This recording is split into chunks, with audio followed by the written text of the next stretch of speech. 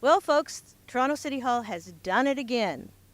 They are foisting this, what's soon to be a shelter for 50, heaven knows what kind of individuals, on a quiet neighborhood in west of Bathurst Street in Toronto. It's a story that keeps repeating itself and repeating itself, not just in Toronto, but across the country. You've got the combination of drug addicted people fueled by safe injection sites that turn them out into the street looking for shelter, plus a sanctuary city that takes in far too many illegal migrants that they can't house. And this is what happens. This shelter was supposed to open last November. It's to be operated by St. Felix Centre, which doesn't exactly have the best reputation in Toronto, having operated a shelter at Queen and Augusta Streets, whose occupants terrorized the neighborhood for years. I saw them. I was down there. I did stories on it. They also operate a shelter in Liberty Village in Toronto, which also has terrorized the neighborhood. I saw that and did stories on it. Now they're set to open a shelter just feet, just meters from a safe injection site. And you know what's going to happen. There'll be cross-pollination between the two.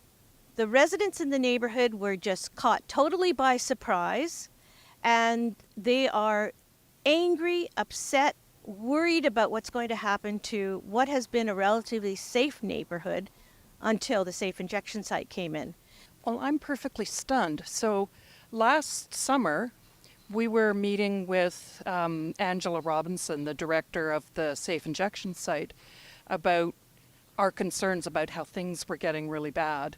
We had a meeting with her, and then just a few days later, I found out that they were going to put a homeless shelter here, and I just was stunned because you have a safe injection site, you have a school, you have a homeless shelter, you have this wonderful, vibrant, eclectic, gritty, yeah, but we like that neighborhood, and to me it just didn't make sense. And we knew nothing about this. Councillor Ozma Malik had not let us know about this project. We learned about it through a rumor.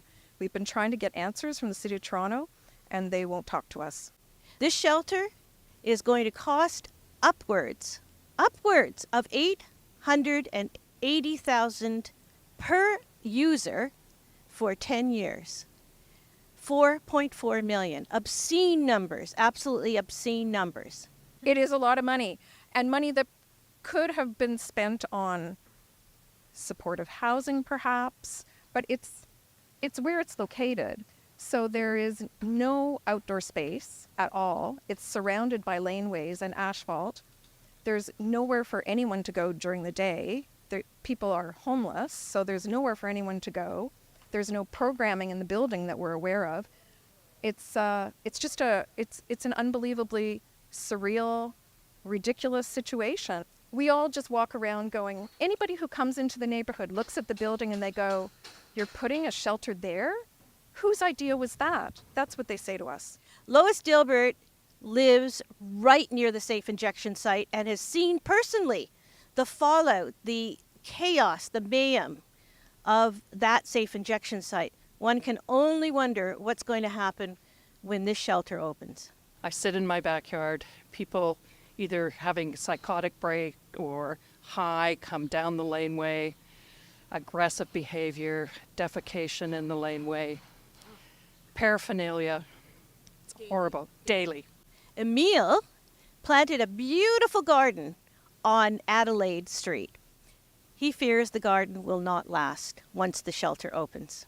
I think they'll relieve themselves in the garden and any other place because there won't be any outdoor facilities for them. And garbage will be thrown. They'll be walking through it. They'll be sleeping in it. They'll be passed out, as we can see at the safe injection site, where they're passed out in the lane right next to the safe injection site, which is a community health clinic. It's so ironic. It's frustrating and it angers me that our city and the councillor for this particular riding totally disregards the community's concerns and has totally ignored our concerns. It's yet another story of City Hall using its muscle to foist an expensive, obscenely expensive shelter on an unsuspecting neighborhood. I've covered many such stories and it never changes, and it's gotten worse under the stewardship of Olivia Chow and her deputy mayor Ozma Malik, who represents this neighborhood and couldn't give a hoot what happens to these residents. For True North, I'm Sue Ann Levy.